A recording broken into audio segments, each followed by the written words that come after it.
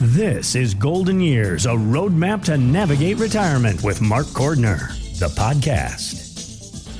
I ran across an interesting article from Yahoo Life that addressed condiments that can make you sick if you use them past your expiration date. Mark, listen up here. Of course, mayonnaise contains raw eggs. No good there. Creamy salad dressing, it can easily spoil once it's open.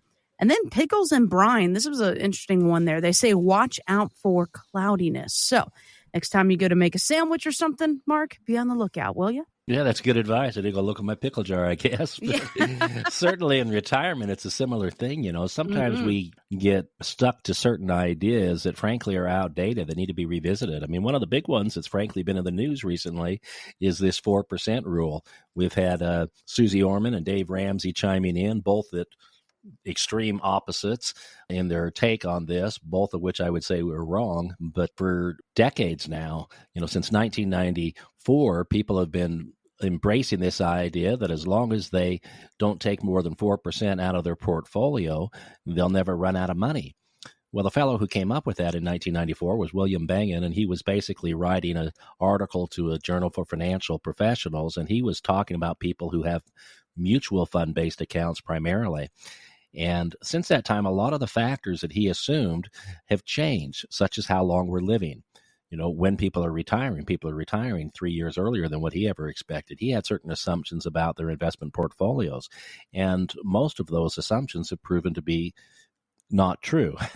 And so the academics have come out and said, you know, if you have a mutual fund-based portfolio, you probably shouldn't take more than 2.5% to 3% at most. So if you have $1 million in your retirement account, that's $30,000 a year out of a mutual fund-based portfolio.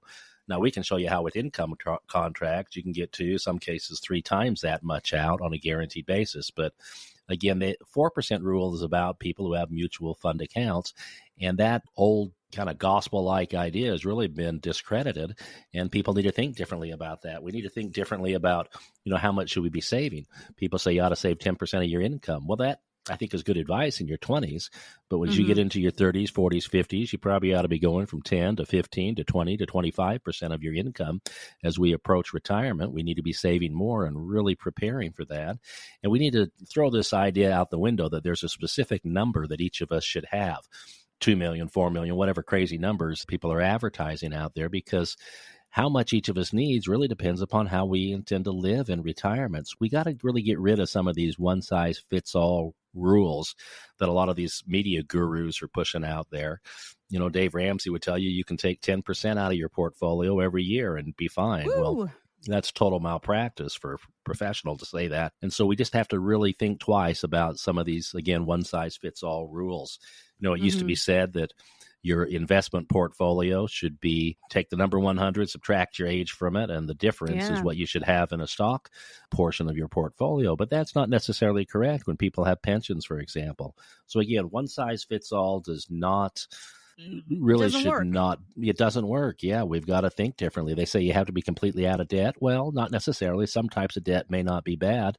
And if we understand some of the strategies available with home equity, it doesn't make sense to pay off some kinds of debt if we really want to improve our outcomes in retirement. So again, there's a lot of moving parts here, and I'd love to talk to people about this. You know, maybe it's time for folks to reapprise, you know, are the rules, the assumptions they've had in mind still accurate?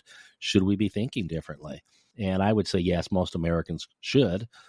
So if you're hearing things, we talk about these topics every day, and we just say, come visit with us. You know, if you want an updated financial roadmap, more current with the times, come visit with us. It's a complimentary review.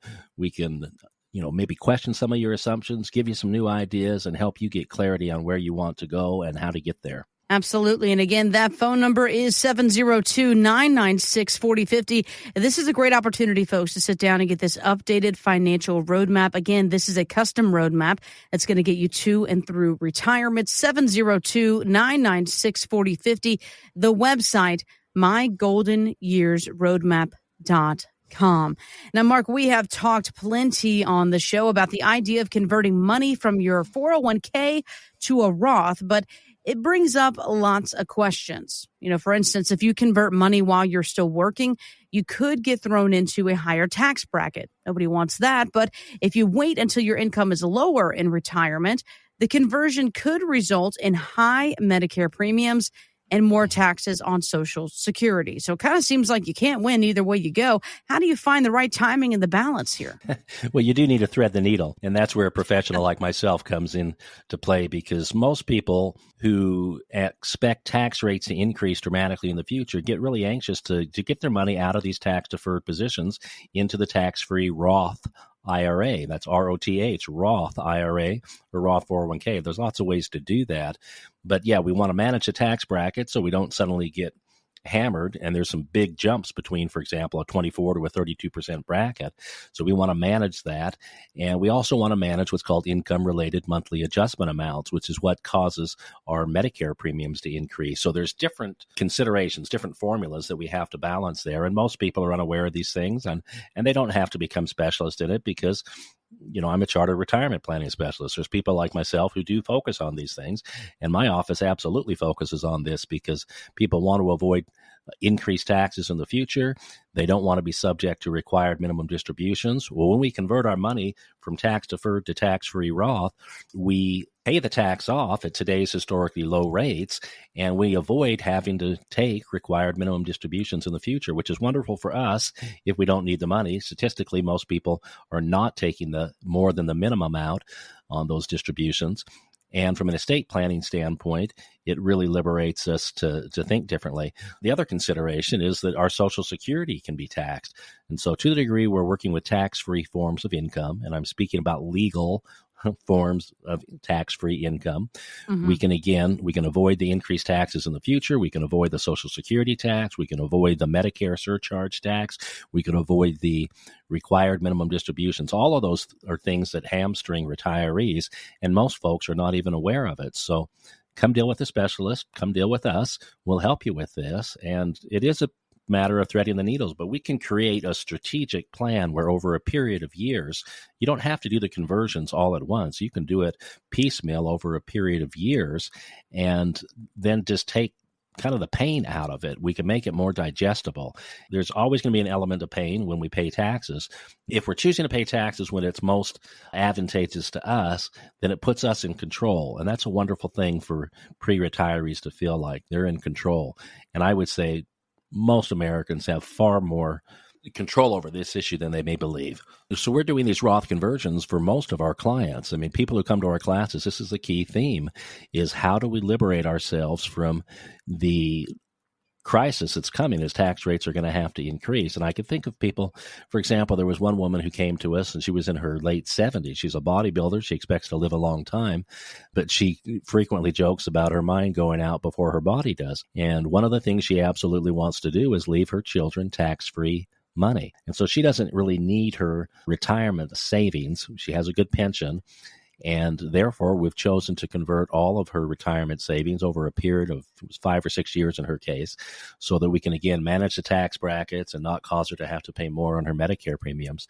But she really wants to be able to help her children because, like many people of her generation, they recognize that their children are facing much more difficult future financial circumstances than what the baby boomers themselves have faced. And so she's actually taken control.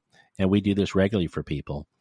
Now, sometimes people get into that 5 or 6 year plan, a few years into it, and they freak out because they're not used to writing big checks to the IRS.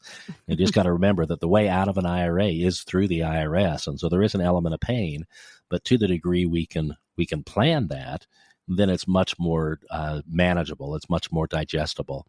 And again, we set up those strategic roadmaps for people. We show them how to do it in an ideal fashion. And then each year, people make the decision. Do we want to follow the roadmap? Do we want to modify it this year? Do we want to skip this year?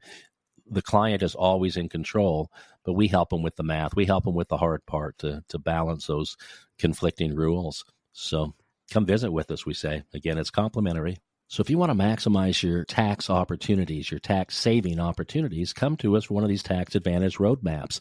That's really what is at the heart of our service is how do we free ourselves from these conflicting government expectations so that we can live the life we want to live and have maximum income for ourselves and maximum opportunities for our survivors, the people we love the most. That's what this tax advantage roadmaps is all about, getting control of your own money. Because at the end of the day, it's not how much money you have on your statement. It's how much money you actually get to keep. That's right. How much do you get to keep? That's the real objective. Well, and I think you'd agree with me that not having a tax plan is, it's like slowly poking a hole into your retirement plan and just watching, the helium leave, right? I mean, it's slow. It could be a slow retirement deflation if you could. So having an efficient plan in place is key there. Taxes can make or break your retirement. This tax advantage roadmap you talk about, it's a great opportunity. Again, 702-996-4050, 702-996-4050 is, of course, the phone number. Give us a call. We'll get you on the calendar again for this complimentary tax advantage roadmap. Younger generations that are counting on an inheritance from their parents, they might be in for a little bit of a shock here. A recent study by Northwestern Mutual found that the older generations are less inclined to leave something for their kids. And what's more is that they still haven't talked to their family about this decision, which we all know is a no-no. So how do you help facilitate this conversation, Mark? Wow, that's a great question. We do facilitate it, but it's an incremental process. It's really over the course of all of our conversations, over the course of the relationship. Some people come to this realization very quickly. Others need help over time. And especially when people have more money than they're personally going to need, we have to ask the question of what do you want to have happen to this money when you're gone? Because if we don't plan for it, then third parties are going to get it, like Uncle Sam. And if you think Uncle Sam can spend your money better than you can, then, stay the course, do what you're doing. Yeah. But if you think that maybe you can manage your money better than Uncle Sam can, that maybe you can find more productive uses of your money with the charities or loved ones of your choice, then we would say, meet with us. Let's have these conversations. We can help facilitate family meetings. I've personally kind of been a moderator, as it were, that's led family discussions for clients. I think particularly of a divorcee, this woman who, as a nurse, has done a tremendous job preparing for retirement. And I had her children come in, her adult daughters all come in at their mother's invitation. I mean, I've done this sometimes with people over Zoom and all, but I was able to actually share with these children what their mother had done and why she was doing the things that she was. She wasn't comfortable really bringing it up, but she wanted the kids to hear that. And so she actually had me do it. Now, of course, I prefer that they do it, but I did it in this case. And it was wonderful for me because it started a conversation between them and their mother and these women, these adult girls who, frankly, I had known as little girls in the neighborhood growing up when I was a teenager. But I knew these girls, and now as adult women with their own children, they cried in that room as they saw what a tremendous job their mother had done and the provisions she set in place for her children, her daughters, who she loves so much. It's a wonderful thing. I mean, how it brings families together. So in terms of efficiency, keeping your own money, we've got to have these conversations. We've got to have these family meetings. You don't always have to tell the kids exactly what the numbers are. But I, for example, have told my kids, I've got some kids with disabilities who need some help. And there's, as we all know, there's mild forms of disability and there's severe forms of disability. Some of our kids need more help than others. And sometimes that help needs to come out during their lifetime. Some of it may be after our passing as the parent. But for example, when I'm leaving money, I'm doing things for my children now while they're alive because I know that they need it in certain areas. But money that I'm leaving behind to a large degree is going to be restricted. It's not going to be a lump sum that they or a spouse can go and blow all of a sudden, that they can be tempted to do something irresponsible with.